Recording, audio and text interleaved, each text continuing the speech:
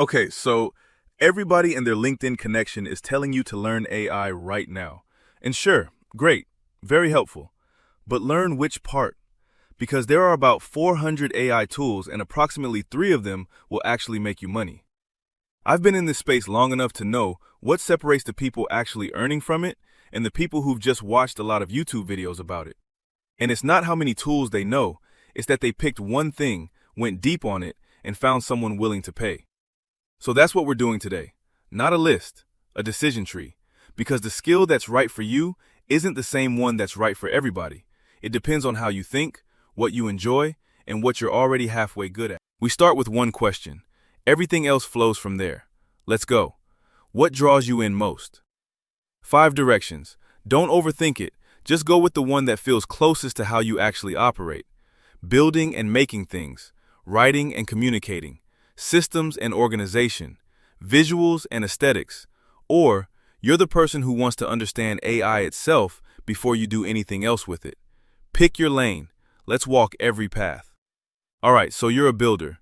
You like making things exist that didn't exist before. Good. This branch has some real money in it. One question though, and be honest with yourself. Are you open to learning a bit of code? Not like become a software engineer, just dabbling. Describing what you want, reading error messages, tweaking things until they work. Yes, I'm into it. Then genuinely, this might be the best skill on this entire list right now, and most people are still sleeping on it. Here's the thing about tools like Cursor and Replit. They're not autocomplete. You describe what you want in plain English and they build the thing. Not suggest the thing. Build it. I've seen people ship working prototypes in a weekend who had never written a line of code before. The business case is almost embarrassingly simple. A small business needs a custom booking system. A developer quotes them 15 grand in 3 months. You quote them 2,000 in 2 weeks. And you can actually deliver it because the AI is doing the heavy lifting on the code while you focus on understanding what the client actually needs. The one thing I'll say, don't oversell yourself early. The floor here is higher than writing or design. If the tool breaks, the client knows immediately.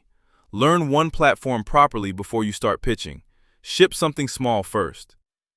Not really. No code automation. Then honestly, you might have landed on the highest leverage skill on this list anyway.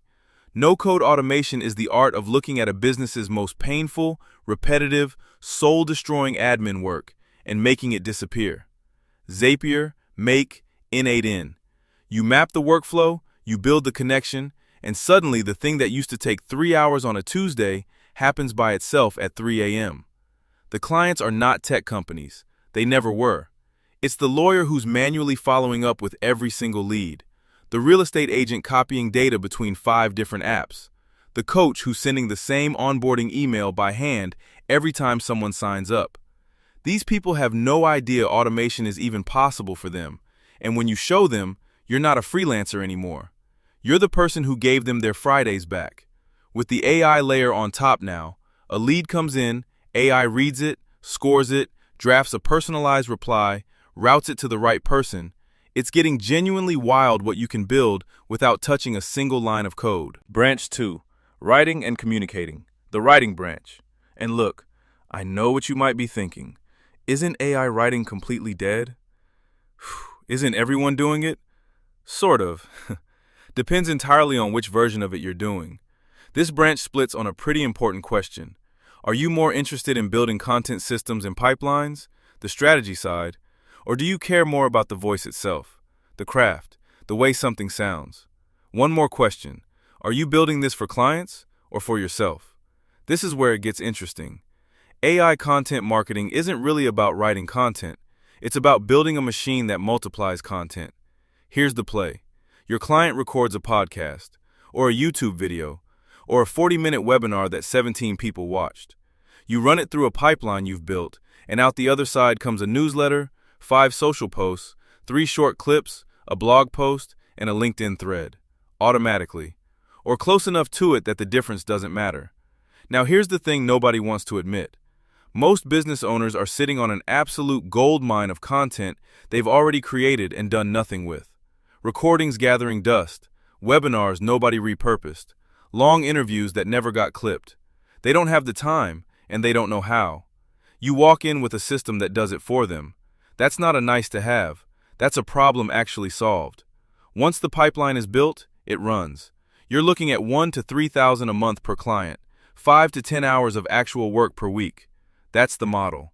If you are creating for yourself, then stop thinking about AI as a ghostwriter. That's the wrong frame entirely. The people winning at this are using AI as a thinking partner. They dump a rough transcript into it and ask it to pull out the 3 best ideas.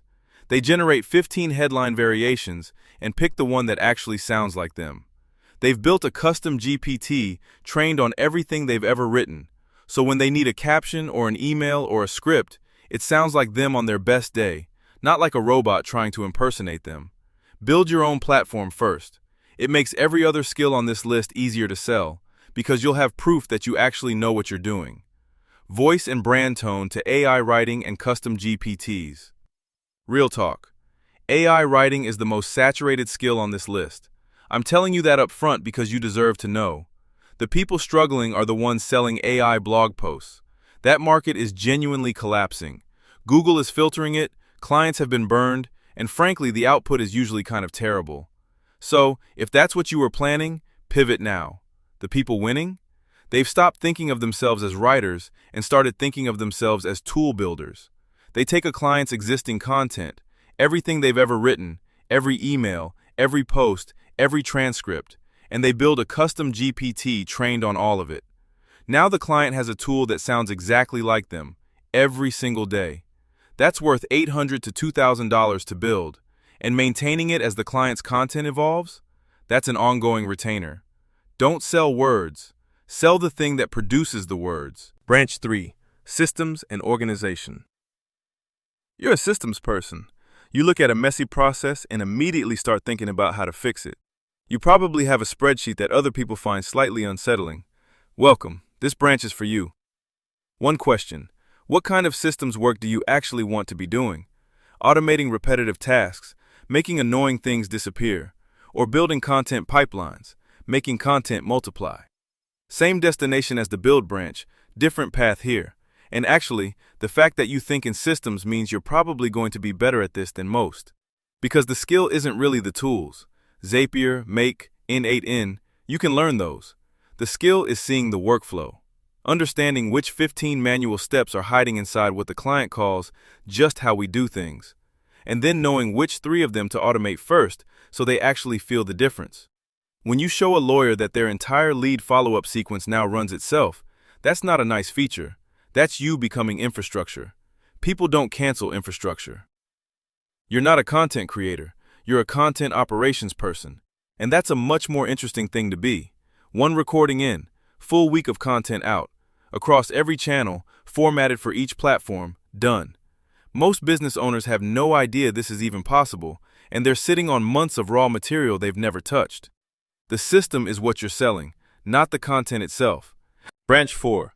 Visuals and Aesthetics. You've got an eye. You know when something looks right, and more importantly, when something looks wrong, but you can't quite explain why. That instinct? That's actually the rare thing, not the tools. This branch splits on medium. Are you drawn to images and brand assets, or is it video and motion that pulls you in? Images and brand assets to AI design.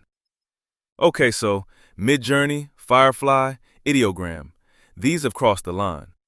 I don't say that lightly. The output is genuinely professional now, and clients know it. The question is no longer, can AI make good images? It's, who knows how to direct it well enough to make the right images? That's the skill.